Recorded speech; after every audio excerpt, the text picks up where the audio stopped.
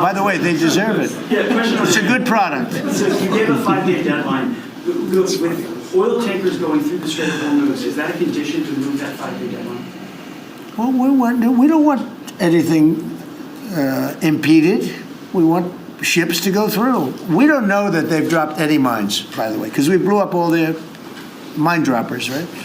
We blew up every one of them. They're going to have to take them out on a rowboat or something. I don't know how the hell they get them out there, but we don't really know. You might speak to it. We don't know. There could be a few of them out there, but that's a lot. You know, if you have $1 billion ship and you get hit by a mine, it's not the greatest thing in the world. So if you think, the problem with that, that's not like you've decimated a military.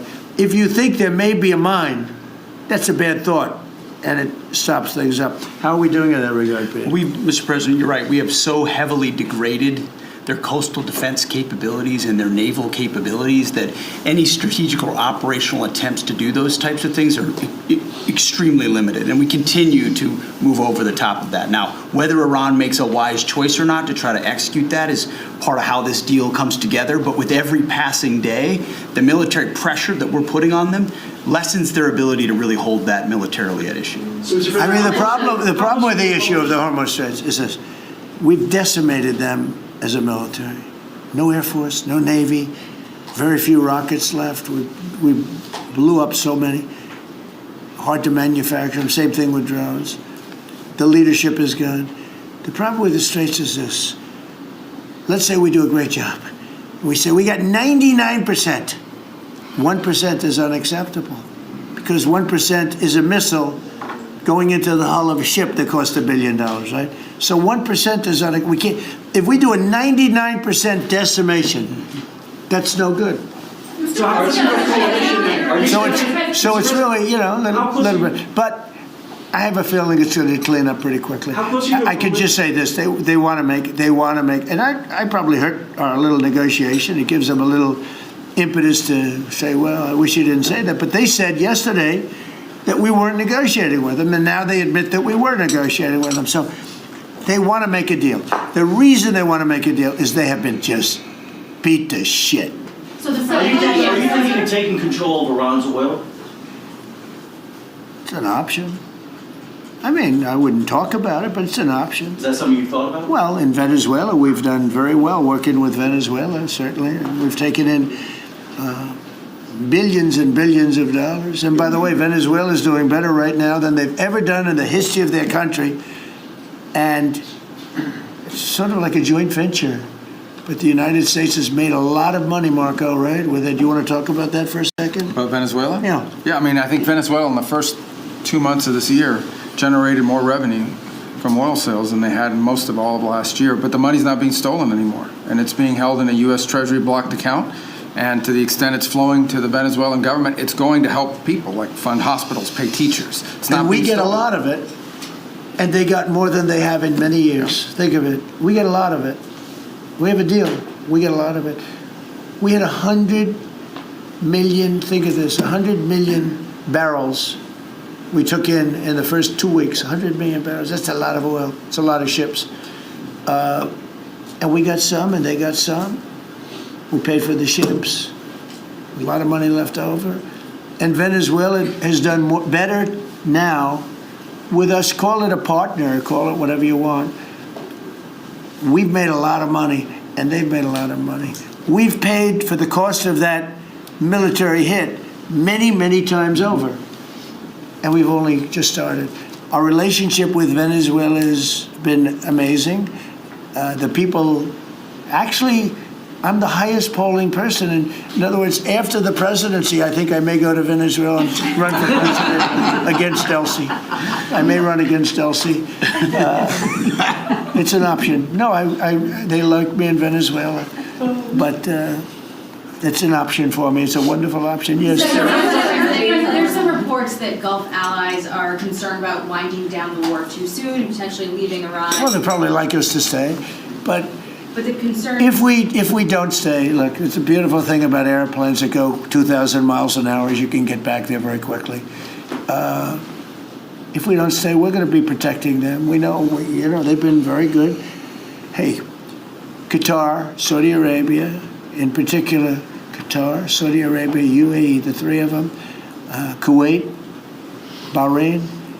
They've been 100%. Now, in all fairness, they could have gone the other way. They were surprisingly missiled. They were shot at. Nobody ever thought they'd be shot at. UAE had 1,400 missiles aimed at them. Fortunately, they had the greatest anti-missile weapon in history called the Patriot. Almost every single missile was shot down. We had an incident recently where 101 missiles were shot at a certain thing that we own that's very valuable. 101 missiles going 2,000 miles an hour. Out of the 101 missiles, every single one of them was shot down in midair and fell into the ocean. It's amazing technology. There's nobody has equipment like we have. Is it even possible to wipe down the war while Iran still has that enriched uranium? Is it even possible Well, to wipe you're down? going to have to see, but, I think we're in just very good shape. We're roaming, you know what we're doing? You know the word roaming free? We're over their skies with the most beautiful planes you've ever seen. Roaming free, there's not a damn thing they can do about it. And it would be nice if, like the fake news New York Times, which writes so fake, and the Wall Street Journal is terrible, terrible. I mean, I read a story today that I'm desperate to make a deal. If I was desperate, he'd be the first to know. Pete, let's get the hell out of there. I'm the opposite of desperate. I don't care. I want to know. In fact, we have other targets we want to hit before we leave. We're hitting them on a daily basis. No, I don't talk about you. I can't talk about specifics. A lot of people say that wouldn't matter. Maybe it does matter. Who knows? But I wouldn't talk. It's like the question this young lady asked. Sorry about I embarrassed her. I don't want to embarrass you because I think I think she's a friendly reporter, so I'm sorry. But I can't say what we're going to do because if I did, I wouldn't be sitting here for long. They'd probably, what is it called, the 25th Amendment? They'd institute the 25th Amendment, which they didn't do with Biden, which is shocking. The hardest part is safe enough to leave the region because Steve said that they've got enough uranium to make 11 bombs. That's a very scary thing. So, well, it's again, I can't talk to you about that. Okay. You're asking me a question. You're essentially saying, will I go in and do something? I can't talk to you about that. Mr. President, you're looking at a coalition of ships to help, warships to help protect tankers. How close are you to getting that coalition? Well, we have a coalition for them, but they should have been up here a long time ago. And they're affected. The amazing thing is we don't need the Hormuz Strait. We don't need it. We don't need it at all. We have so much oil. Our country is not affected by this. We have twice the amount of oil as Saudi Arabia or Russia, and soon it'll be 3 times the amount. Chris, do you want to speak to that for a second? Yeah, that's correct. Our total oil production is greater than Saudi Arabia's plus Russia, and more than we consume in the United States. So we're the largest. Pretty good. Yeah, pretty. You know what they call it? Drill, baby, drill. Yes. Mr. President, anything else you want to say? Well, it's same thing for natural gas. We went, before your first term, we were the largest exporter of natural gas in the world. Today, we're just by far the largest. We were the largest importer, now we're by far the largest exporter, and it's growing rapidly this year. New facilities are coming online, production's ramping up. We're doing an amazing job. We're getting a lot of help from that man right over there. He's getting approvals done quickly and very environmental. He's an environmentalist, actually. He does a great job, but he gives you a fast approval or rejection. Do you have anything to say?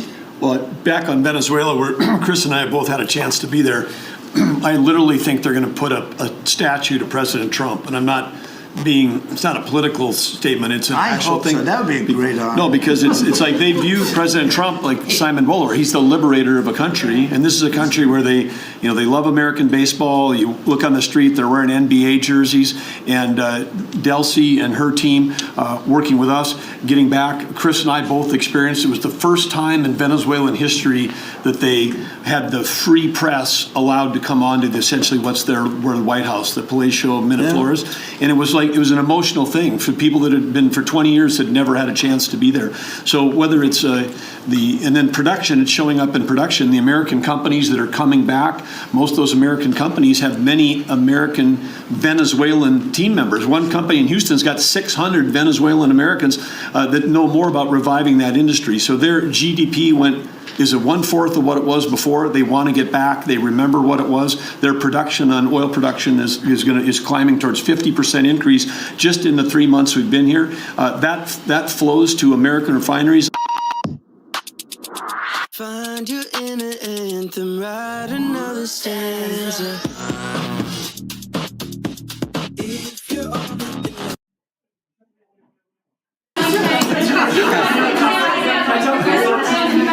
Thank you. You've been really honest about how disappointed you are in Sir Keir Starmer, particularly in relation to Iran. So I'm curious about your phone calls with him, how easy they might be. And also, were you surprised by... Are we talking about Starmer? Yes. Are you surprised by how weak... I think he's a lovely man. I do. I think he's a lovely man, but I think